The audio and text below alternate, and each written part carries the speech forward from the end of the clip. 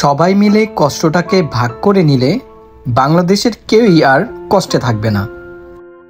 নতুন বাংলাদেশের স্বাধীনতা যেমন আমরা ভাগ করে নিয়েছি, ঠিক তেমনি এই বন্যাটাকেও আমরা ভাগ করে নিব। বাংলাদেশ স্কোয়াডের ছাত্ররা এবং শুভাকাঙ্ক্ষীরা মিলে অল্প কিছু ত্রাণ নিয়ে আমরা পৌঁছে গেলাম কুমিল্লার লাঙ্গলকোট উপজেলায়। চারদিকে শুধু পানি আর পানি। মসজিদ হোক বা মন্দির, বাসা হোক বা কবরস্থান, সব যেন পানিতে ডুবে একাকার। লাঙ্গলকোট উপজেলায় এখনো কোনো ত্রাণ পৌঁছায়নি।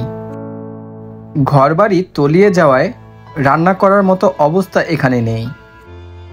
কারো খামার বিলীন হয়ে গেছে, কারো বা পুকুরের মাছ পানিতে ভেসে গিয়েছে।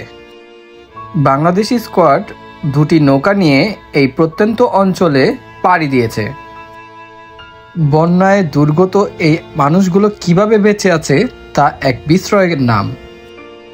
পানিতে ডুবন্ত এই লাঙ্গলকোট উপজেলার গ্রামগুলো একে তো খাবারের সংকট এবং উপর দিয়ে পানির সংকটে ভুগছে। চারদিকে পানি হওয়ায় কোনো ত্রাণই এই গ্রামগুলোতে পৌঁছাতে পারেনি।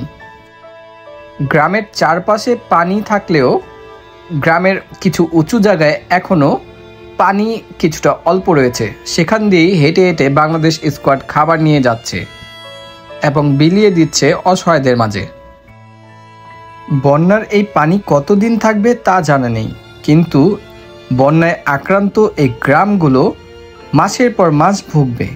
কারণ এখানে খাবারের সংকট, অনেকের জমি নষ্ট হয়ে গেছে, অনেকের পুকুরের মাছ ভেসে গিয়েছে, অনেকের বাড়িঘর ডুবে গিয়েছে, অনেকের বাড়িঘর ভেসে গিয়েছে।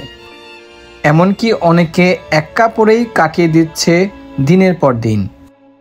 যেখানে নৌকা যাচ্ছে না সেখানে আমরা কিছুটা পথ নৌকা দিয়ে থেমে থেমে খাবারগুলো নিয়ে পানিতে নেমে হেঁটে হেঁটে অনেক দূর গিয়ে আমরা চেষ্টা করেছি অসহায়দের মাঝে খাবার বিতরণ করার জন্যে। এই ক্ষেত্রে স্থানীয় জনবল আমাদেরকে খুবই সাহায্য করেছে এবং আমরা তাদের কাছে কৃতজ্ঞ। বাংলাদেশের যে জেলাগুলোতে বন্যা হচ্ছে না তারা হয়তো ভাবছেন যে আপনারা ভালোই আছেন, কিন্তু আমাদের বাংলাদেশ ভালো নেই। সবাই মিলে চেষ্টা করলেই এই অসহায় মানুষগুলোর কষ্ট কিছুটা হলেও কম হবে। আসুন সবাই মিলে যে যেভাবে পারি, যেখান থেকেই পারি, বন্যায় এই অসহায়দের পাশে দাঁড়াই, চেষ্টা করি, সাহায্য করি তাদেরকে। তাহলেই হবে এটি একটি নতুন স্বাধীন বাংলাদেশ।